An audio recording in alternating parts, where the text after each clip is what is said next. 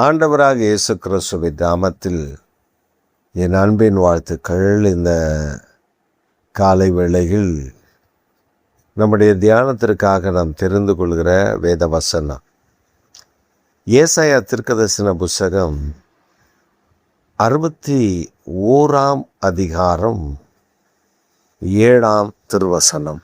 உங்கள் வெட்கத்திற்கு பதிலாக இரட்டத்தனையாய் பலன் வரும், லட்சிக்கு பதிலாக தங்கள் பாகத்தில் சந்தோஷப்படுவார்கள். உங்கள் வெட்கத்திற்கு பதிலாக இரட்டத்தனையாய் பலன் வரும், லட்சிக்கு பதிலாக தங்கள் பாகத்தில் சந்தோஷப்படுவார். 2 விதமான காரியங்களை சொல்லுகிறார். ஒன்று, வெட்கத்திற்கு பதிலாக இரட்டத்தனையான பலன் வரும். நம்முடைய வாழ்வில் வெட்கம் என்பது சில நேரத்தில் சிலரால் நாம் அவமதிக்கப்படும் பொழுது வெட்கப்படுவோம், சிலரால் நாம் நிந்திக்கப்படும் பொழுது வெட்கப்படும். மற்றவர்களுக்கு முன்பாக நம்முடைய பெயரை கெடுக்க முற்படும் பொழுது நாம் வெட்கப்படுவோம்.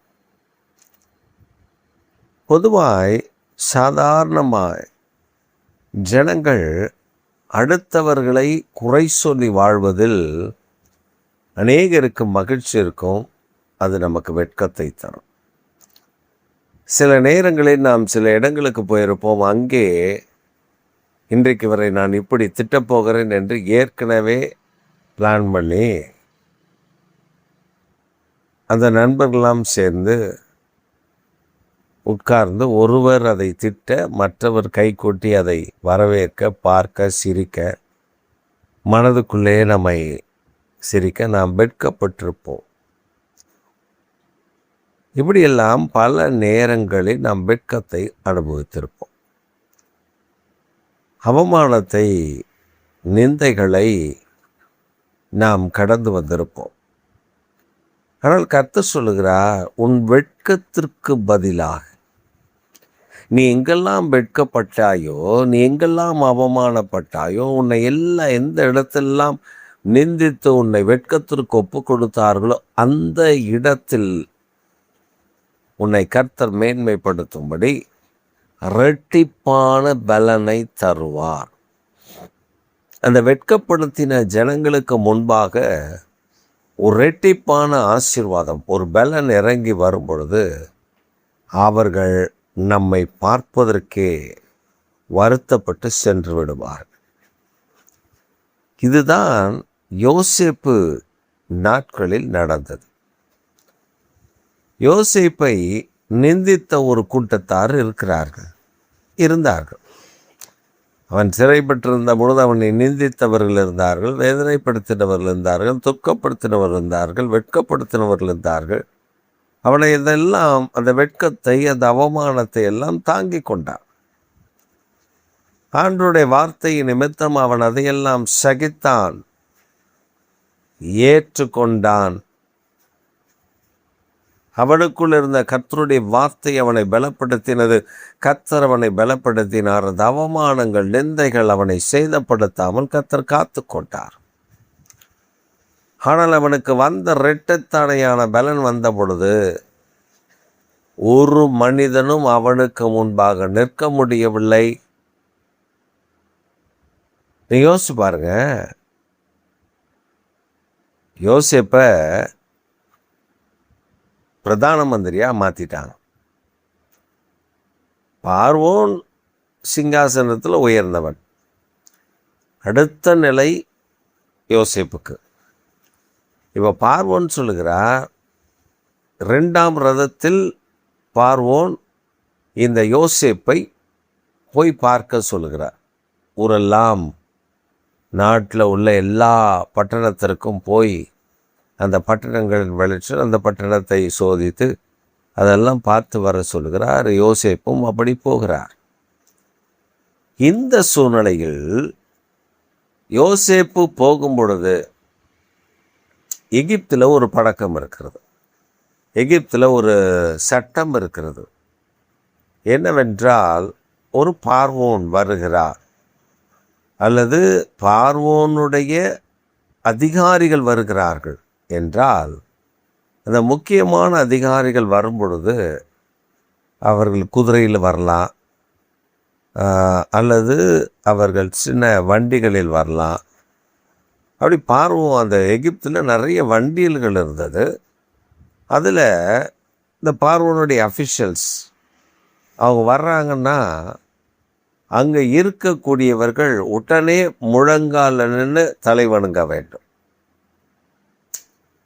இதுதான் சட்டம், எழுதப்படாத சட்டம். அவர்கள் முழங்காலில் நின்று அந்த மரியாதை செலுத்தாவிட்டால் அவர்களுக்கு ஒன்று சிறை தண்டனை, இல்லைன்னா அங்கே அவர்கள் கொல்லப்படுவார்கள். நீ அதிகாரியை மதிக்கவில்லை என்று அவர்கள் அவ்வளவு ரொம்ப கண்டிஷனான ஒரு நிலையில் அவர்கள் வளர்த்து வருகிறார். இப்போ யோசேப்பு அவமானத்தையும் நிந்தையும் சகித்த யோசேப்பு இப்பொழுது பார்வோனுடைய 2ஆம் ரதத்தில் ஏறி, அவன் பாவனை பார்வோன் சொல்லுகிறார், அவனுக்கு முன்பாக ஜனங்களை அனுப்பி அவன் வரும்பொழுது முரசு கொட்டி தொண்டு நிட்டு பணி. யோசேப்புடைய வார்த்தை இல்லாமல் ஒருத்தனுடைய கையும் ஒருத்தனுடைய காலும் அசையக்கூடாது. பார்வோனுடைய கட்டளை. அப்போ அந்த கட்டளை எவ்வளோ கட்டுமையான கட்டளைன்னு பாருங்க.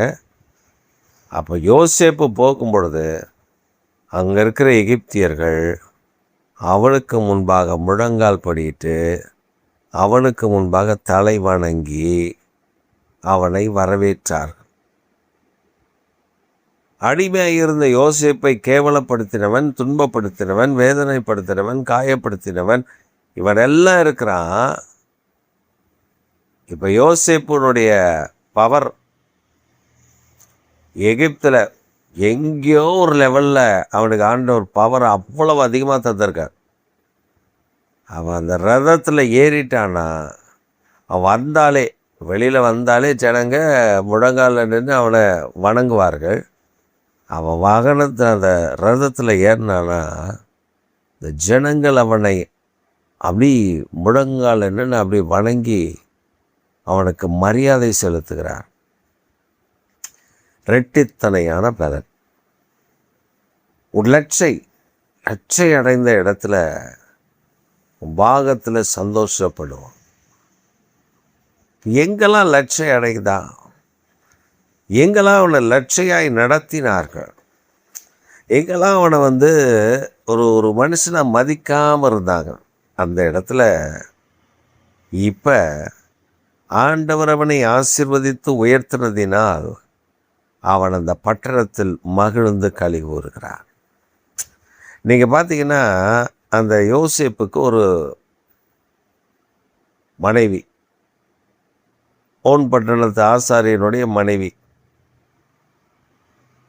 அவனுக்கு ஒரு பெயர் வேறு வைக்கிறாங்க, சாப்நாத் பர்னேயா அப்படின்னு ஒரு பெயர் வேறு வைக்கிறாங்க. ஆஸ்நாத்னு நினைக்கிறேன் அவனுடைய மனைவி பேர். அப்போ மனைவி கல்யாணம் பண்ணுறான், ஒரு குழந்தை பிறக்குது, மனாசே.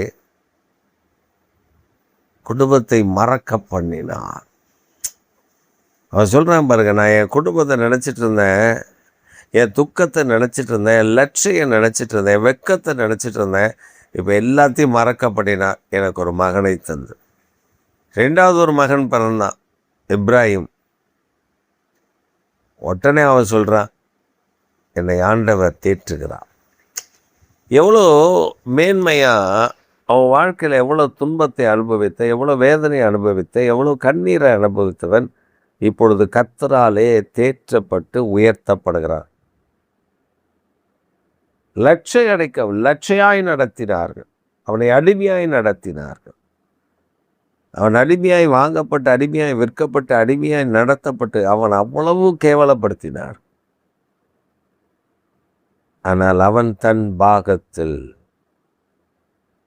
தன்னை கர்த்தர் உயர்த்தின இடத்தில் அவரெல்லாம் மறக்க பண்ணி அவனை சந்தோஷத்தினால் நிரப்பினார்.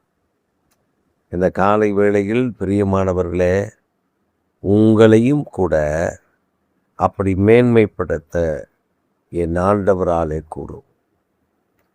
இந்த காலை வேளையில் அவர் வாக்குத்தத்தம் பண்ணியிருப்பதற்கு காரணமே, அவர் அந்த வார்த்தையை நமக்கு சொல்லிக் கொடுப்பதற்கு காரணமே, நீ வெட்கப்பட்டது போதும், அந்த வெட்கத்திற்கு பதிலாக இரட்டத்தனையான பலன் வரும். உன்னை யாரெல்லாம் வெட்கப்படுத்தி வேதனைப்படுத்தி அவர்கள் குளிர் காய்ந்தார்களோ, பார்த்தார்களோ, சந்தோஷப்பட்டார்களோ, அவர்களுக்கு நடுவில் கர்த்தர் உன்னை மேன்மையாக வைக்கப் போகிறார். அது யாராயிருந்தாலும் சரி, அவர்களுக்கு நடுவில் நம்மை உயர்த்தி வைக்கப் போகிறார் என்பதுதான் இந்த வேதம் நமக்கு கற்றுக் கொடுக்கிறது. தேசத்தில் இரட்டிப்பான பலன், தேசத்திலேயே இரட்டிப்பான பலனை தருவார், சுதந்திரத்தை தருவார், கிருபையை தருவார். அதனால் இந்த காலை வேளையில் நீங்களும் நானும் ஆராதிக்கிற தேவன் நல்லவர். நாம் வெட்கப்பட்டது நல்லது, லட்சியம் அடைந்தது நல்லது. அதற்கெல்லாம் பலனை நாம் பெற்று அனுபவிக்கிற நாட்கள் வந்துவிட்டது. இனி ஒரு காலம் வரும் என்றல்ல, அந்த காலம் வந்து விட்டது. அந்த காலம் கனிந்து நம்முடைய கரத்தில் இருக்கிறது. இப்பொழுது கர்த்தர் நம்மை இரட்டிப்பான பலத்தினார், இரட்டத்தனையான பலத்தினார், நம்முடைய பாகத்தில் சந்தோஷப்படும் அந்த பாகத்தை தந்த ஆசீர்வாதத்தினார் நிரப்பப் போகிறார். தொடர்ந்து கர்த்தரை தேடுங்கள், அவர் சமூகத்தில் அவரை நாடுங்கள். அவர் பெரிய நன்மைகளை உங்களுக்கு வைத்திருப்பதை நீங்கள் பார்த்து பெற்றுக்கொண்டு